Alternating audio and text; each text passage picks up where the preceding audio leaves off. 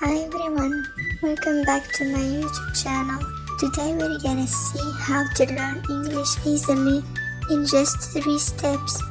And before we start, please make sure to subscribe to my YouTube channel and hit this button to get notified whenever I post a video.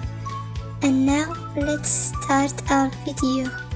There are 3 most important steps to learn English. Our first one is listening. We can see that with the baby when he's born, he's just listening and collecting the words from his surroundings. And the second step is reading.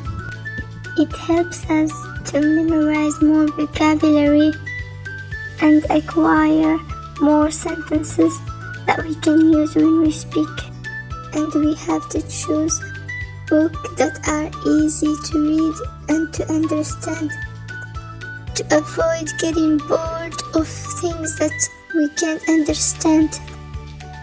And the third step is writing. In this step, we can practice what we have learned and improve our English very well. If you follow these 3 steps, listening, reading, and writing, you're gonna learn English fast and easily, and any other language you would love to learn. That's it for today's video. I hope you like it. Thanks for watching, and see you in the next video.